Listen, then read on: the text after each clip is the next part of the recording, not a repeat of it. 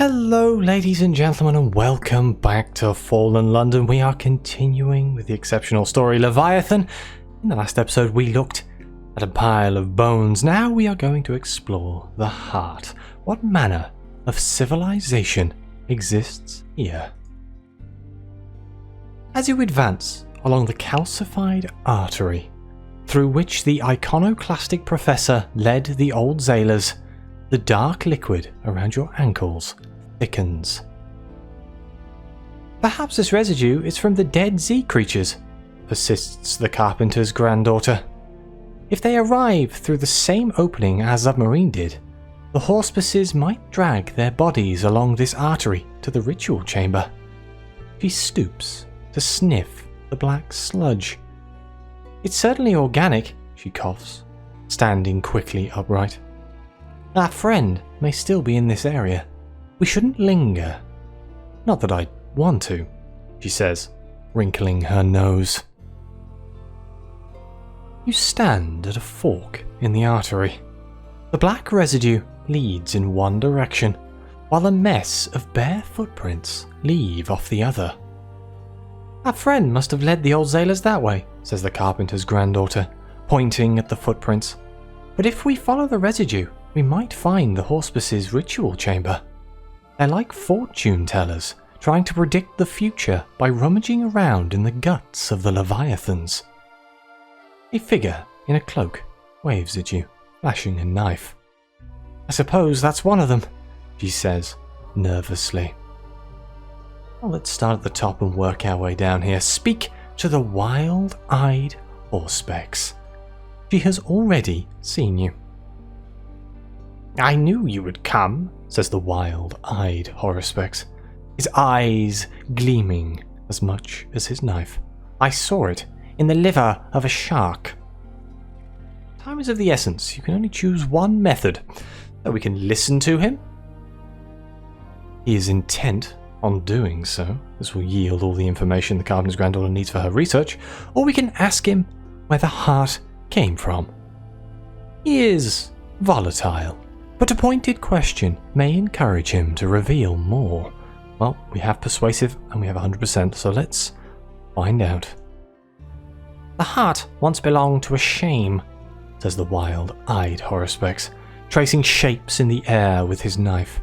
A creature that should not be, a defilement of the great chain. It was spurred by its beloved and tore out its own heart. Now the heart emits sadness, and the beings at the end of their lives mistake it for peace. That's why they come. But you came for knowledge.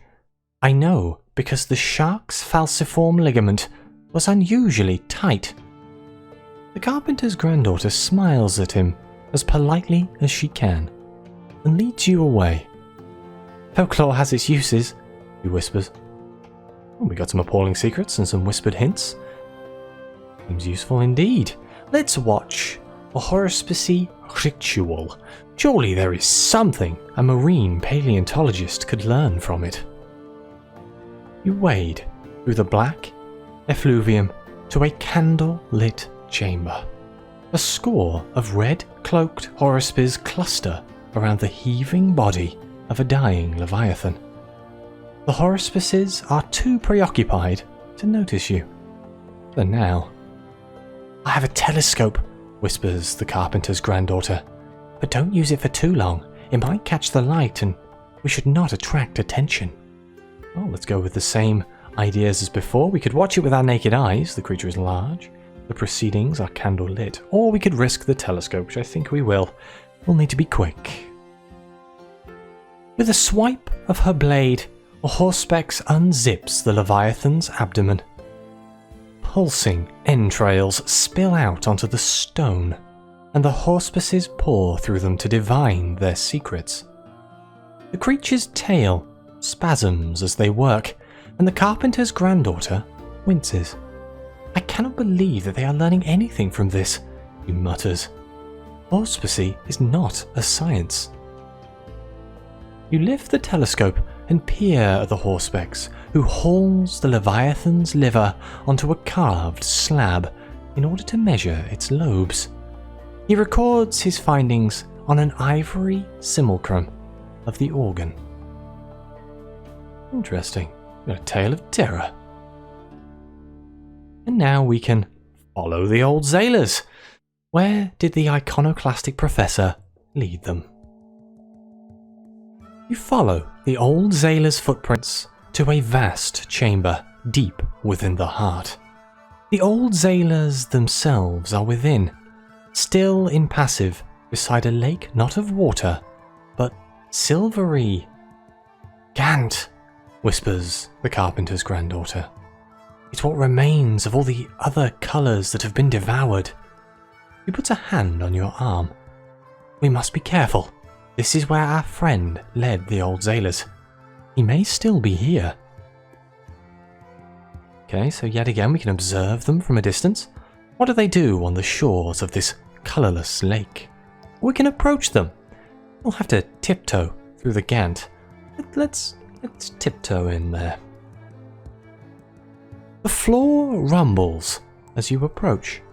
A trickle of blood announces the arrival of a bisected Z-beast, which slides down a chute and splashes into the Gant. The old sailors fall upon the carcass, ripping handfuls of flesh away and thrusting it into their mouths. When only a skeleton remains, one old sailor wistfully caresses its elongated jaw. "Are you the one who grants us life?" she asks when she sees you. "I want..." He trails off, one hand on the beast's skull, the other on her own cheek. And a Z story? We can discuss our findings with the carpenter's granddaughter. You have seen much of the anthropological interest. The carpenter's granddaughter runs a finger over the fibrous walls of the heart. If we brought academic attention to the Gant Pole, other kinds of attention would follow. The culture here would not remain as it is. She pokes a clot of blood with her shoe. For better or worse, do you think it's worth preserving? We can say, of course, the Gant Pole is unique, or all things must change. There is no sense in delaying the inevitable. I personally believe that we should probably leave them alone. So I'm going to go with that, of course. The carpenter's granddaughter nods thoughtfully.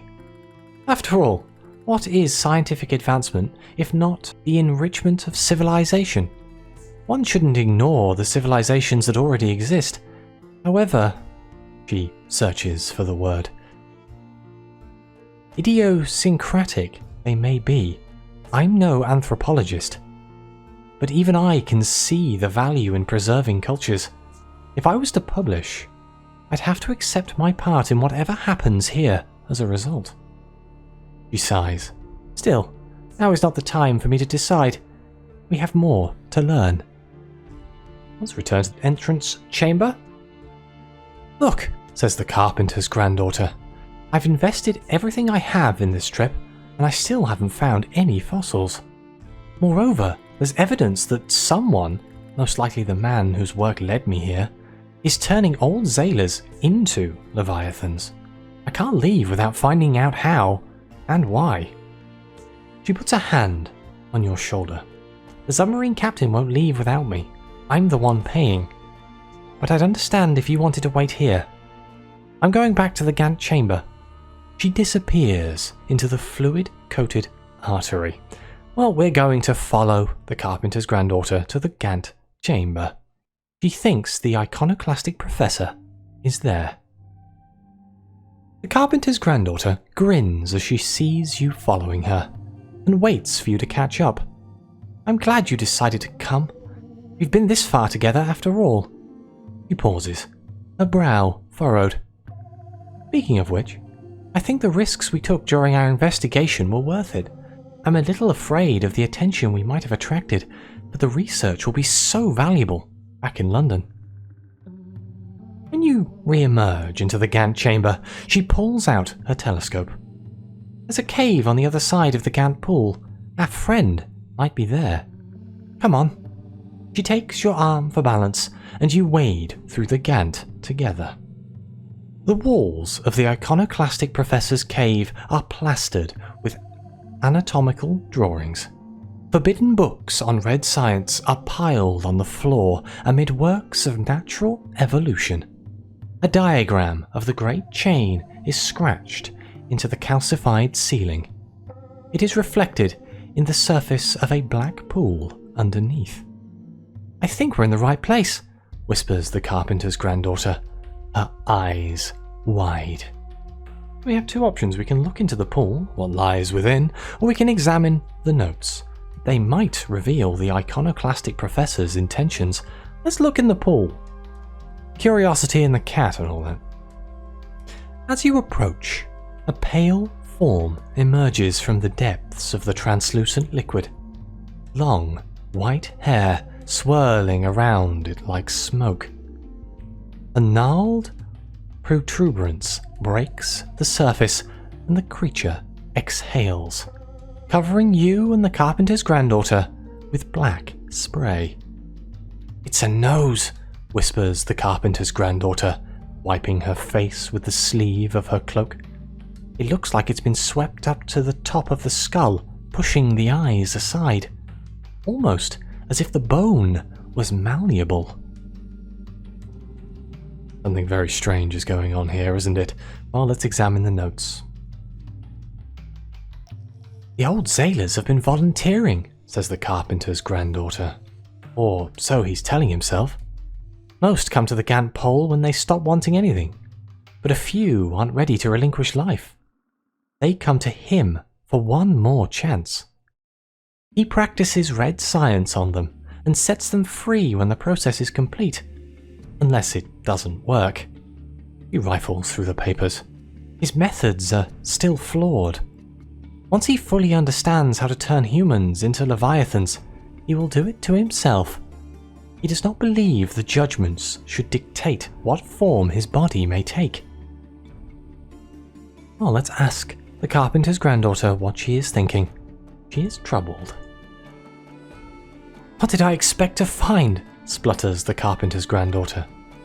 "Is it any wonder no one agreed to fund this trip? What have I dragged you into? We came all this way in search of fossils, but all we found is a lonely man's ambition to turn himself into a Leviathan. That alone wouldn't hurt anyone, but he's testing on all Zailers, and since we can't tell whether they have consented, I don't know if we should stop him." Her shoulders sag. "I think we should go home before we find anything worse." "Come on," the carpenter's granddaughter dejected. "I don't want to be here anymore." Well, we can leave. The carpenter's granddaughter wishes to go. A figure blocks your exit. "Sorry I'm late to meet you," says the iconoclastic professor, "but I had to speak with the new arrivals, see if any wished to partake. No luck this time, I'm afraid." He holds his hand out to the carpenter's granddaughter. "I'm a great admirer of your work. You're here for the fossils, yes? This way." He retreats into the cave. "He thinks I'm my mother," he whispers. "But it scarcely matters. Maybe there is still a chance. Maybe there are fossils here. After all this, I have to find out." She follows him inside. We're helping the iconoclastic professor now, are we? "I'm so glad you came," says the iconoclastic professor. "I need your help. The old Zailers are too vague, even when they're willing. They can't remember instructions. You, on the other hand," he nods to the carpenter's granddaughter, "are the most brilliant paleontologist who has ever lived. I need you to help me retrieve a fossilized skull from under the Gant Pole." We can ask him why he wishes to become a Leviathan. His notes said he planned to undergo the transformation himself. May as well start with a pointed question. "The fact you have to ask is an answer in itself," replies the iconoclastic professor. "Even in the Neath, where the judgments cannot see, people are incapable of envisioning a life beyond the bodies in which they are born." He looks at the carpenter's granddaughter. Did you ever swim off the coast at Lyme Regis? I swam off surface coasts every day as a child. Weightless. Free. Right. Being on land feels like dragging myself across a frozen lake with my real life sealed away behind the ice. I'm just trying to get back to myself. Good a reason as any, I suppose. Ask about the fossils under the Gant Pole. What manner of creature came here long ago?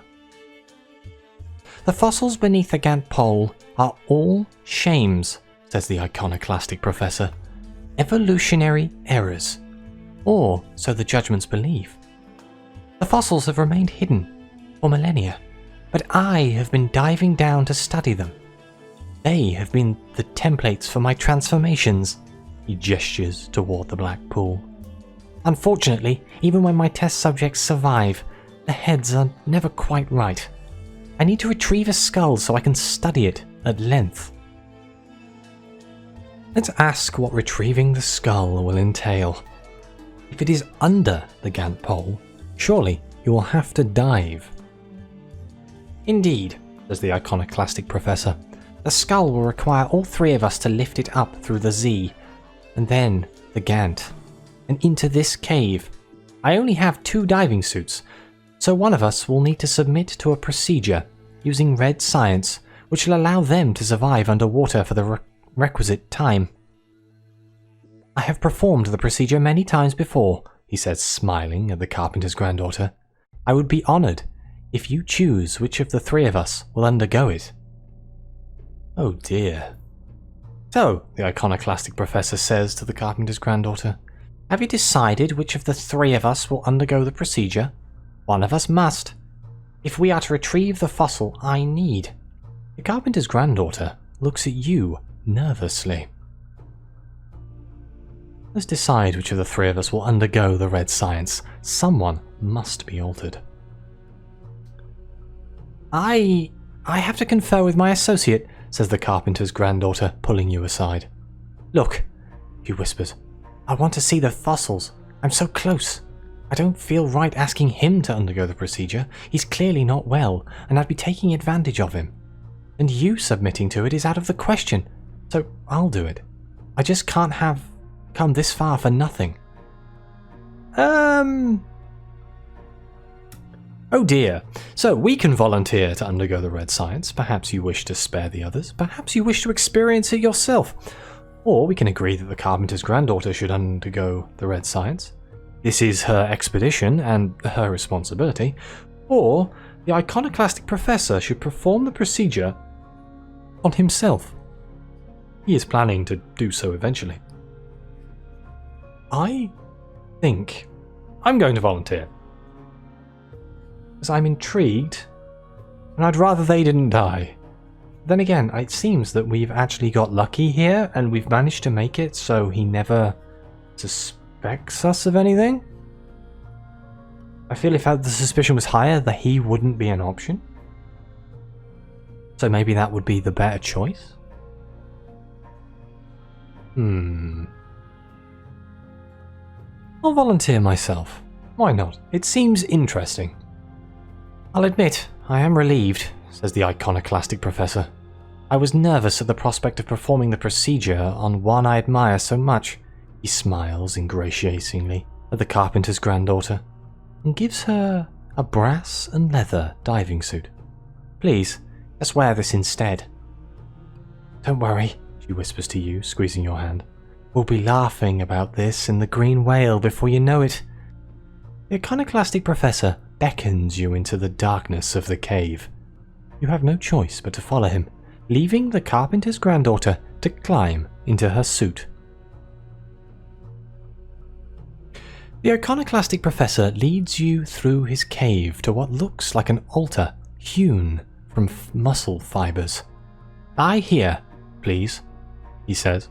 As he straps you down, you take in your surroundings. A tank of black liquid, a rack of ivory spoons, a row of rubber tubes, punctured with teeth marks. Oh, this isn't going to be fun, is it? Submit to the procedure. You made your choice. The iconoclastic professor pushes a sheet of leather into the black liquid, and the cavern fills with the fetor of decay. He lifts it out and drapes it over your body, cocooning you until only your face is exposed.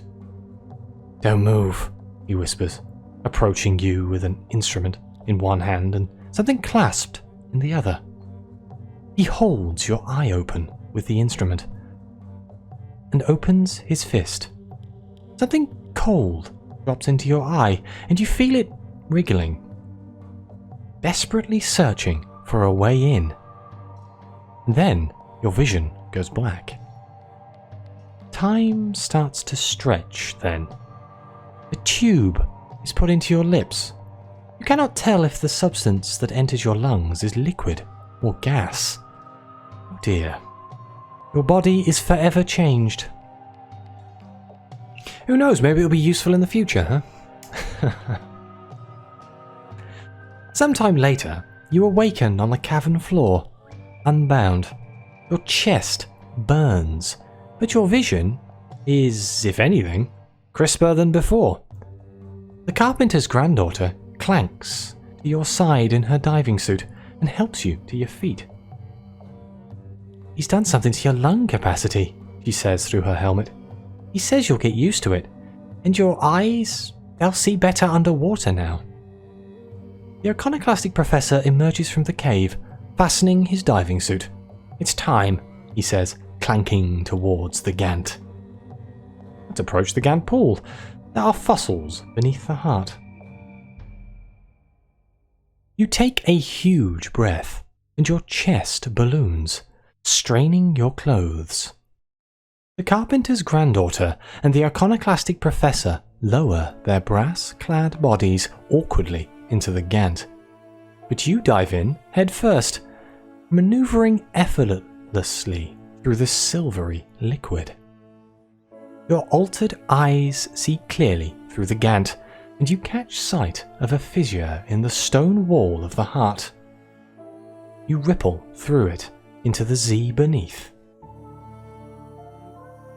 You swim effortlessly through the Z, unencumbered by brass and leather.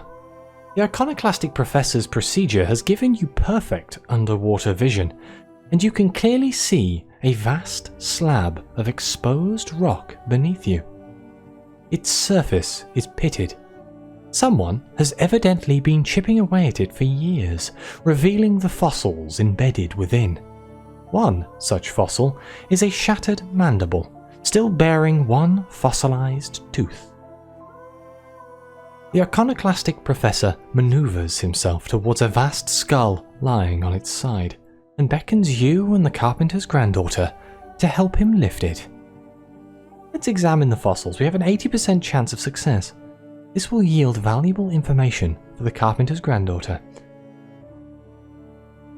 Through your altered eyes, you see the excavated fossils in sharp focus. Many are vertebrates. It is these the iconoclastic professor has been using as templates. Alongside them are bizarre amalgams of recognizable anatomy and vicious forms that are scarcely even animal. All these creatures are shames, and they have lain hidden from the judgments for millennia. Okay, let's see if we can extract the fossilized tooth. It'll prove valuable to the Carpenter's granddaughter. 80% again.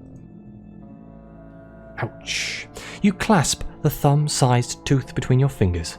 Putting all your weight into the effort, you pull, but the tooth slips from your grasp and you topple backwards into a jagged rock. Let's try again. You propel yourself towards the stone mandible. The fossilized tooth is the size of your thumb. Though it wobbles, you cannot extricate it with hands alone, and have to wedge your feet on either side of the jaw for leverage. You clasp the tooth between leather-clad fingers, put all your weight into the effort, and finally wrench it free. You slip your prize into a pocket. Wonderful. Let's help retrieve the skull. The operation will require all three of you. You swim towards the skull and position yourself alongside the Carpenter's granddaughter. Through the small, breath-fogged window in her helmet, you can just make out her expression of intense concentration as she wedges her hands into the eye socket.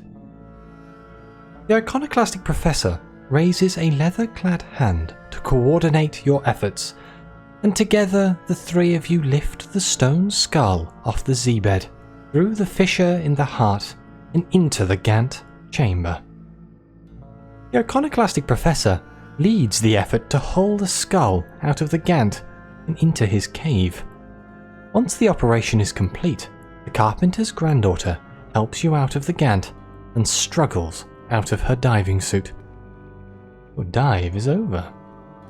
The Carpenter's granddaughter stares transfixed at the iconoclastic professor as he caresses the fossilized skull, his hands transparent with Gant. He is weeping. Let's examine the skull. It is all that remains of a shame. The fossilized skull is like a splash of bone, frozen in time at the moment some ancient liquid was hurled into a distorted flask. A section of skull has caved in, allowing you to peer into a cranial cavity riddled with tubes. So, this is what the judgments would have kept from me, gasps the iconoclastic professor through his tears. Let's speak with him. How does he feel now that he has the skull? It is like looking at my own true face for the first time, sobs the iconoclastic professor, running his fingers across the skull's bowed jaw. He wipes his eyes and embraces the Carpenter's granddaughter, oblivious to her expression of alarm. It was an honor to have shared this with you, he says, before crouching before the skull as if in prayer. The Carpenter's granddaughter puts a hand on your arm. Our friend is preoccupied with the skull for now, but we are a potential threat to his work, she whispers. We should leave before he realizes that. And we shall return to London. You are free to go. Together, you and the Carpenter's granddaughter hurry through the arteries of the Gant Pole towards an entrance chamber. The submarine is waiting for you, and the captain grunts as you clamber aboard. No sooner have you sealed yourself in the hold than the engine starts, and the vessel chugs away from the Gant Pole. Well, it's come up to the point where I would end the episode. Hopefully there's enough left of the story for one more episode. That will be next week. Thank you very much for watching. Please like, subscribe, let me know what you think. Your comments are greatly appreciated. And as always, I'll see you next time.